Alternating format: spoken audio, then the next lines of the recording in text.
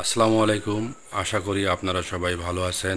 সদ্য এসএসসি বা এইচএসসি পাশ করা শিক্ষার্থীদের জন্য কিছু গুরুত্বপূর্ণ পরামর্শ নিয়ে আজকের ভিডিওটি।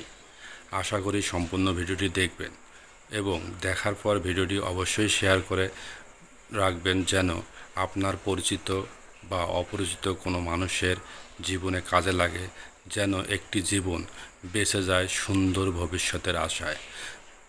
সুপ্রিয় এসএসসি এবং এইচএসসি পরীক্ষায় পাশ করা বন্ধুরা, ভাইয়েরা, আপনজনেরা, বোনেরা, আপনারা মনে রাখবেন, যদি আপনার বাপের 4-5 লাখ টাকা থাকে তাহলে ড্রাইভিং শিখুন, ইলেকট্রিক কাজ শিখুন, এসি, ফ্রিজ, মাস্টার, পাইপলাইনের কাজ শিখতে পারেন মনোযোগ দিয়ে।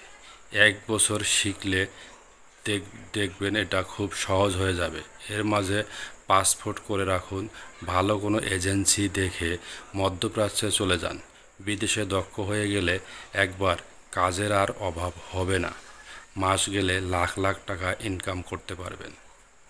অন্যদিকে বিদেশে না যেতে চাইলে মানবিক বিভাগে ভর্তি হবেন, অটোমোবাইলের কাজ শিখতে পারেন। অটোমোবাইলের কাজের কি দাম সেটা যার গাড়ি আছে একমাত্র সেই ভালো জানে। প্রিয় শিক্ষার্থী ভাইয়েরা, বোনেরা, আপনার বাবার যদি মোটামুটি জমি থাকে তাহলে আপনাকে বিদেশ যাওয়ার দরকার নেই, আপনাকে বিদেশ যেতে হবে না।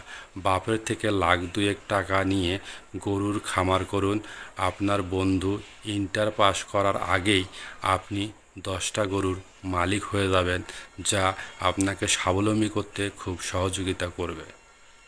রাশিয়ান, চীনা, জার্মান, ইংরেজি, কোরিয়ার ভাষা শিখুন, কাজের অভাব থাকবে না। এমন কোম্পানি আছে মাসে 5 লাখ টাকা দিয়ে এমন লোক রাখে, তবে ইন্টারে লেখাপড়া অবশ্যই কন্টিনিউ রাখতে হবে। আপনার যদি ডাক্তার বা ইঞ্জিনিয়ার হওয়ার ইচ্ছে থাকে তাহলে আমি বলবো, আর সেই পরিমাণ রেজাল্ট আপনি অর্জন করে থাকেন তাহলে এখনই 3,000 টাকা দিয়ে একটা স্টাডি টেবিল কিনুন আর হাতের মোবাইল ফোনটা কমোডের মধ্যে ফেলে দিয়ে এখনই পড়তে বসুন। আপনি চাইলে চেষ্টা করতে পারেন, অবশ্যই সফল হবে। সব কিছুর মাঝে সার্টিফিকেটের জন্য যে কোনো কলেজে অবশ্যই ভর্তি হয়ে থাকবেন, তাহলে কেউ মুখ্য কামলা বলতে পারবে না। আপনি যদি লম্বা ফিটফাট হয়ে থাকেন তাহলে বয়স থাকাকালীন বাহিনীগুলোর সব সার্কুলারে অবশ্যই আবেদন করতে হবে, দেখবেন কোনো একটা সার্কুলারে আপনার চাকরি হয়ে গেছে।